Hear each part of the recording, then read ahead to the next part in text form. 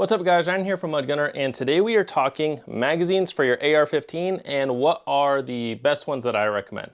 So I have quite a few AR mags and I've used a lot over the years, and I would say I have a decent kind of idea of which ones I recommend or like the most. And I know everyone's gonna have their personal opinion, but yeah, let's get started. So the obvious choice for a majority of reasons is Magpul. Magpul is by far the most popular magazine. I think even more popular than a metal GI mag at this point, because I mean, you buy almost any new AR, any 5.56 rifle that takes AR mags, more than likely it's gonna come with a Magpul mag. Maybe not this tan one, it'll probably come with a black one like this. Yeah, the black PMAGs are just the most iconic mag, and they're very affordable. At times you can buy them for 10 bucks or maybe even less than $10. I would say the average in a store is maybe like $11 to $13. So I would say it's pretty affordable. If you're trying to build up your magazine collection, one thing that I've always told people, if you go to a gun store pretty often, which we have people at our store that are regulars, they come once a week, 2 times a week, or 3 times a week. So there are those regulars that hit the gun store every single week. And I've seen them develop like different, I guess, routines over the years. And some people will buy a box of ammo every week or buy a magazine every week or every 2 weeks. So if you do it like that and you just slowly acquire them, I mean, you could, if you buy one magazine a week, that's 52 by the end of the year. And one magazine is about the price of one lunch out. So yeah, priorities. So you can accumulate mags pretty fast. You don't necessarily need to have that many. I would say, I've done a video on how many mags I recommend. The limit does not exist, just so you know. But a good starting number is 10 magazines, and it's pretty affordable. You can get a 10 pack of AR mags for about 100 bucks, more than doable for most people. So yeah, by far the most popular mag is Magpul. You guys probably already know that, and I'm gonna say it too. So if you're gonna buy Magpul mags, I would start recommending the Gen 3 mags, which is the blue follower on the black one, which this is loaded, so, but yeah, it's got a blue follower on top, and then it's got a blue little line right here. Also comes in a blue package. That is a Gen 3 magazine. And then the Gen 2 mags are green followers and come in green packages. Now there's not necessarily a performance difference between the two, but let's say you have guns like the Scar, the Tavor, just a variety of different 5.56 guns that take magazines. The Gen 3 mag tends to work better because the back of the magazine has a square cut, kind of like a standard GI mag, where the Gen 2 PMAGs had more of a V cut in the back. And some bolt carrier groups on guns will actually hit that, and it could damage the magazine, damage the gun, or not function properly. So they came out with the Gen 3 mags to kind of fix that. They also ship with dust covers. I don't know if they all ship with dust covers now. I feel like I've seen packages with, you know, with and without. But you can get dust covers with them. And then, yeah, durability-wise, I mean, they're about the same. I don't know if there's any difference in the spring. But if you can, I recommend the Gen 3 PMAGs. They are maybe $1, $1.50 more than the Gen 2s. And they also come in this coyote tan color, and thought I had a windowed one up here, but I guess I don't. So the military, I think, uses these new coyote mags. The Gen 3s also have the blue follower and the blue, it's like right in here. It's like part of the bottom of the follower. So yeah, it's not the follower. It's like the bottom of the base pad holds the magazine plate in. So yeah, they're still Gen 3 mags, but the Coyote is kind of the new military one, and these work really well. I have quite a few of these loaded up with either green tip ammo or hollow points. I keep both, and they work well. I also, oh, here's the windowed one. So yeah, this one's hollow points. I keep it on my belt, and so far it's worked pretty well. So I like Magpul mags. I've used a lot of them, but I honestly shoot with Lancer mags the most right now. And maybe over the years, I've probably put more rounds through Lancer mags than anything else. Now I've heard mixed reviews about Lancer mags over the years, but I've honestly never had any issues. I mean, I've probably had like some type of malfunction while shooting before, but I've never had any consistent issues with the magazine where I had to completely get rid of the magazine. And so I have these ones with red tape. I've used these mags through 2 tactical games events, plus all my range trips, plus now they're my dedicated 300 blackout mags, even though they're 5.56 magazines. I have had 0 like long-term issues. Like I said, I could have had a malfunction here or there, but yeah, I haven't had any issues that I would say are, you know, because of the magazine. So I really like Lancer mags. They work the best out of like everything, because Magpul mags work good in a lot of platforms, but they don't work well with 300 blackout ammo unless you buy the 300 blackout specific ones, where the Lancers, I don't know if I said Lancer or PMAGs. The PMAGs don't work well with 300 blackout unless you buy the specific ones. But Lancer magazines, the 5.56 mags work good with 300 blackout, and the 300 blackout mags work good with 5.56. So yeah, these ones probably have more rounds on them than anything else. I've never had to throw away a magazine yet, and I've been shooting for quite a while now, almost 10 years. So yeah, these work really well. I like the translucent ones. They also come in a variety of colors. Magpul, you really just have black or you have tan. There's foliage out there somewhere. There's also white, but you don't get as many colors. Lancer, they've basically made the entire rainbow at this point, which is pretty cool. So you can get translucent ones, you can get solid color ones.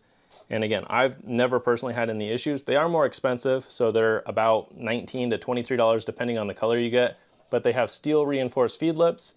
And yeah, I like that they're translucent. These get ran suppressed a lot. So even though they're suppressed, you can still see through the magazine. It will get dirty over time, but I mean, this is over time and you can still see through it. Got ammo in that one. But yeah, the Lancer mags, I probably have about 10 or so of these in my range bag. So I probably have 30 AR range mags altogether, but I'd say about 10 of them are in my bag consistently. So, and I have a variety of mags. I have tons of brands. I even have a bunch of Pro mags that were given to me by ProMag here in Arizona at one point. And I have no issues with those, but my go-to two magazines would be Lancer and Magpul. And then I also have been using a lot more metal mags over the years. And I think brands have changed. Like I like the OK Industries or the SureFeed ones, but I think they're a lot harder to get. I don't remember if it's SureFeed that's no longer producing them or if it was something else. You guys can comment down below. I think OK Industries still makes magazines, but this says OK Industries right here and SureFeed on the side. But these are basically just modern, updated GI mags that have better followers. They still work good. This one's textured. I'd say it's really hard to beat a metal magazine for storage and for durability because a polymer mag, it takes up a little bit more space. It does not stack as well as a standard metal mag, but I do like them. They're textured and I think there's pros and cons. So I really like the metal mags for like my plate carrier because they're very slick to put in and out, but I like the Magpul mags, the textured mags for my belt because they give it a little bit more friction to hold it in place. But it's a little bit slower to draw out of a plate carrier, but it works well for retaining better on a belt. So I like them for, you know, different reasons, but yeah, I think one of my favorite metal mags at the moment is Duramag. They also do the Duramags in a variety of colors. I don't think as many as Lancer, but I've seen like blue, purple, pink. This is like a bronzish color. We also have gold right here. So I'm really digging the Duramags and I haven't had any issues.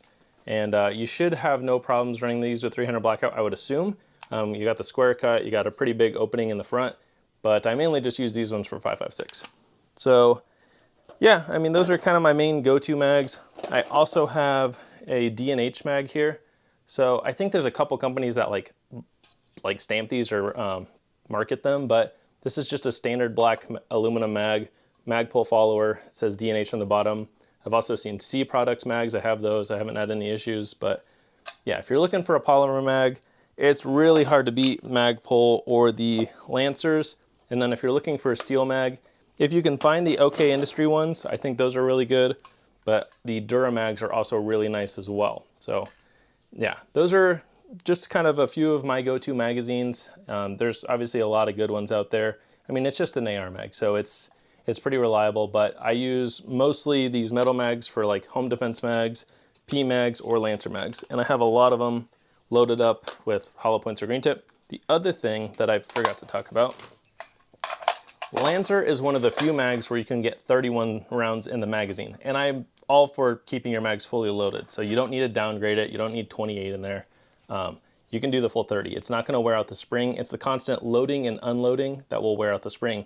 But even then, again, I've had these mags for years, shot probably a few thousand rounds through each mag, and yeah, they haven't worn out. But the springs nowadays are built to last. But Lancer, again, is one of the few mags that you can get 31 rounds in there. So I'm gonna show you something. With 30 rounds, you can apply some pressure and it'll press down. And what that allows is you can put the magazine in on a closed bolt. So this one bolts down or forward. You can put the magazine in, locks in place. But now, believe it or not, I've actually had calls about this, or people have come into the store. They're like, hey, my magazine will not load into my gun. And they pull it out and I look at it and I touch it. I'm like, it's because you got 31 rounds in there. And when you have 31 rounds in your gun or in your magazine, it will not lock. Like, see, it will not lock because you have 31 rounds in the mag. You've taken up all that space for it to go in on the closed bolt. But now if I lock this back, it'll lock in place. And what that actually makes it pretty cool to top off your magazine, putting 31 rounds in there. And now you see it's locked in place. I'm not going to chamber it, but so then it would, if you press your bolt forward, it would chamber that round, and then you have 30 rounds in your magazine. So you don't have to top off the magazine. But yeah, just something to note. And honestly, I don't think that's a bad thing. It can be bad if you just have a pile of rounds and you're trying to load. I don't notice like more experienced shooters having that issue, but I've definitely had people call the store or come into the store with a 31 round mag, and I'm like, you just got to take one round out. But yeah, just something to think about. You can't, I don't think you can really do 31 rounds in most other mags. Yeah, Magpul gives you just enough space to put it in on a closed bolt, but not enough space to put an extra round in there. And same thing with most of the GI mags. So yeah, if you ever have issues where you can't get your loaded mag in on your gun, just take a round out. You probably had 31 in there. But another thing, once they're all fully loaded, all the bullets are seated the same way. So, I mean, these are 3 different brands of mags, all with 30 rounds in there. And you see the last round is on the right side of the magazine from behind. I mean, depending on which way you look at it, but they're all oriented the same way with 30 rounds in there. So, yep. Hope you guys enjoyed. Hopefully this was helpful. And yeah, thank you guys for watching, and stay tuned for my next video.